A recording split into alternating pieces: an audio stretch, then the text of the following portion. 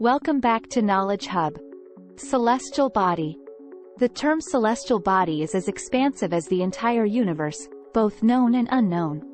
By definition, a celestial body is any natural body outside of the Earth's atmosphere. Easy examples are the Moon, Sun, and the other planets of our solar system. But those are very limited examples. The Kuiper Belt contains many celestial bodies. Any asteroid in space is a celestial body.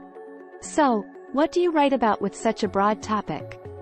How about a sampling of 5 of my favorites and leave it at that for now? Which 5, though? Well, let's cover Ceres, the Kuiper Belt, the asteroid Cruithne, Achernar, and Apophis. Ceres is a celestial body that is by far the largest and most massive asteroid in the belt between Mars and Jupiter. It is approximately the size of Texas, or 975 kilometers by 909 kilometers, with a mass of 9.5 times 1020. It actually represents 1/3 of all of the mass of the asteroid belt. It has enough mass for self-gravity, which is a major requirement to be considered a dwarf planet. It revolves around the Sun every 1679.819 days with a very small axial tilt. The surface is relatively warm. The high temperature is thought to be in the neighborhood of 38 degrees Celsius, 235 K. Ceres has a visual brightness magnitude of +6.9 to +9. When it is at the brightest point possible, Ceres is nearly bright enough to be seen with the naked eye. It can be seen with binoculars whenever it is above the horizon on a completely dark night. The Kuiper Belt contains many a celestial body. It is actually a disc-shaped region in the outer solar system lying beyond the orbit of Neptune and extending to a distance of about 50 astronomical units, containing thousands of small icy bodies, some of which are on highly elliptical orbits, periodically visiting the inner solar system as comets. It is thought to be a collection of the remnants of the formation of the solar system. Who knows what may be found when we are able to send spacecraft to its edges? As a celestial body, the asteroid Cruithne is sort of small and indistinct until you consider that it is locked in a 1-to-1 orbit with the Earth. The asteroid is sometimes referred to as the Earth's second moon. It is not a true moon because the Earth's gravity does not affect it, nor does it affect the Earth. Cruithne's nearest pass to Earth is 0.1 astronomical units, 40 moon lengths, although right now it never comes closer than 0.3 astronomical units. The asteroid sort of runs like a corkscrew around the Earth while both are revolving around the Sun.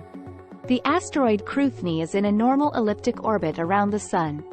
Its revolution around the Sun, approximately 364 days at present, is almost equal to that of the Earth.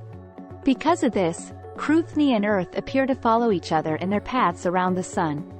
The celestial body Achernar is a bright, blue, B3-type star of 6 to 8 solar masses lying approximately 144 light-years away.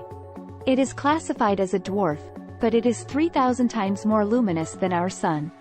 It is in the deep southern sky and never rises above 33 degrees north. Achernar is best seen from the southern hemisphere in November. It is circumpolar below 33 degrees south. Achernar spins so quickly that is spherical in shape. The distance along its equator is 50% greater than its polar diameter. It is the brightest star in the Eridanus constellation. It is also the 9th brightest star in the night sky. Of the 10 brightest stars, other than our Sun, it is the hottest and bluest. The celestial body Apophis is one of the most intriguing, to me. It is the stuff that many sci-fi legends have been based on. Apophis is most famous for the stir it caused in 2004. The asteroid was discovered on its way towards the Earth and was predicted to have a 2.7% chance of impacting the Earth. That in and of itself is not significant. Objects impact the Earth on a yearly basis. The size of Apophis was the major concern. Even a small chance that an asteroid the size of a small town hitting the Earth rightly caused a large commotion. It achieved the highest score ever on the Torino scale, and it stayed on an elevated level for longer than any other asteroid ever has. It was eventually studied enough to know that it would not hit the Earth in 2004. The asteroid will pass again in 2029.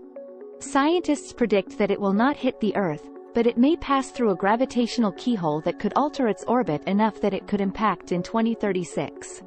The chances are slight, but real. Even if it doesn't hit a keyhole in 2029, it will return every 7 years and may pose a serious threat in the future. Scientists have proposed that Apophis be nudged out of its present orbit into an orbit that takes it further from the keyhole. NASA scientist David Morrison says, after 2029, the deflection would have to be vigorous enough to miss not just a tiny keyhole but the much larger target of the Earth itself. And such a deflection is far beyond present technology for an asteroid this large. Thanks for watching.